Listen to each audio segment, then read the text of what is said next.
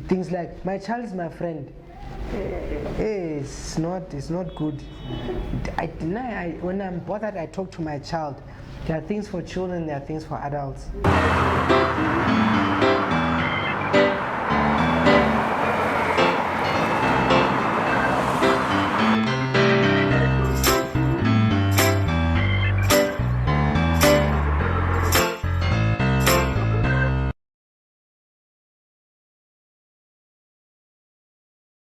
The next one actually. So parents who are overprotective, you don't want your child to go out because the world is a dangerous place. You're always doing things for them. The result is that your child becomes an anxious or a depressive person. You find people like, let's say your parents they say, then you lock your child in the yard. Then maybe you close the doors at 4 and the windows and everything. Then your child thinks that's normal. One day they meet someone, they live in a house, and then they do that with someone. And then they don't understand, why are you so afraid? Then it's a problem. Or they become anxious of the world because you always told them, then the child has this thing in the world. They can't even, when you say stand up here and talk, they are scared because you've been scaring them all the time. Being overprotective, never letting them fight their own battles,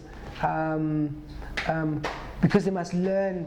If they smack them there, they must learn how to answer, to say no, I don't like it. But if you always fight for them, like some parents will go and hit the other kids, because they smack their children, then it's a problem. If you macromanage, you're always looking at your child becomes indecisive. I know some adults, they can't decide whether they should buy a car or a house. Find the person isn't it, they say, if you find a man from Limpopo and he says Womma, it's do you understand?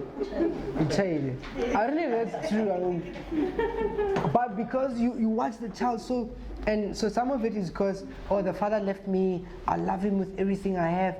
Then you watch him, then the child doesn't even know what to do. What do you want? I don't know. What do you want? Then it's a person like that. I don't know if you can love somebody like that. Do you want this or that? I don't know. You see, it's a problem because then it's not an independent thinker. Unfair comparisons. Why go next door? Why aren't you getting this? Then the child always says it's inferior. Or even with the other siblings, why aren't you like this one? So the kids struggle with that. If you discourage them, because when they try to do is okaskone. Maths go school. What's this other maths that they're doing now? Pure maths, and what's the other one? Literacy. Maths literacy. You see, then the child just thinks there's something wrong with them, and that's what we tell our people. You can't do it. You must pass with 30%. I didn't say that. Counting sacrifices. Do you know how long I work for you? Do you know how much money? Do you know what I have to do for you to be here? Then the child feels like they're a burden.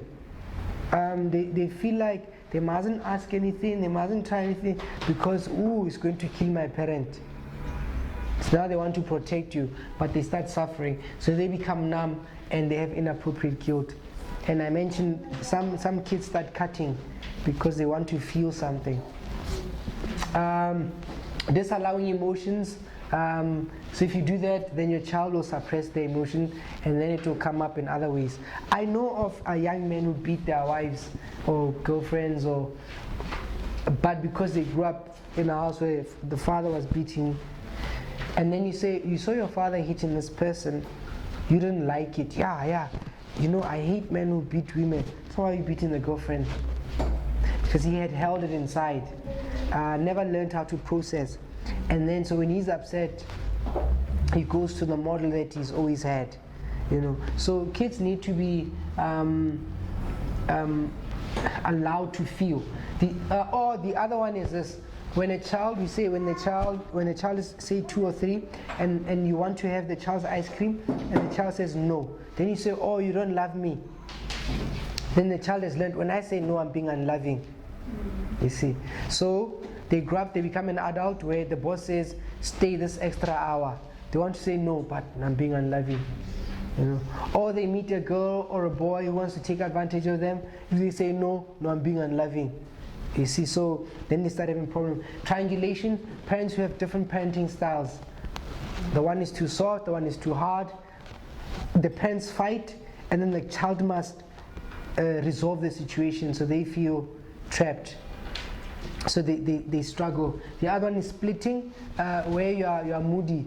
You are fine in the morning, you are cold, you are hot. Then the child does not know how to relate with you because you are splitting yourself.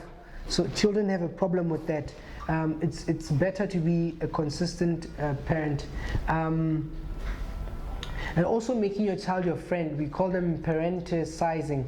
When you find a child walking here, but the child walks like a little lady or a little man. Even the way they sit and the way they talk, because the parent does not allow them to be a child.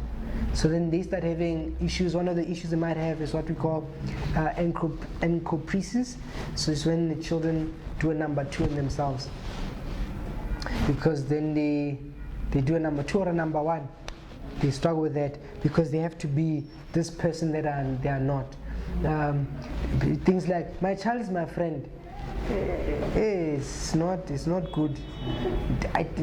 When I'm bothered, I talk to my child. There are things for children, there are things for adults.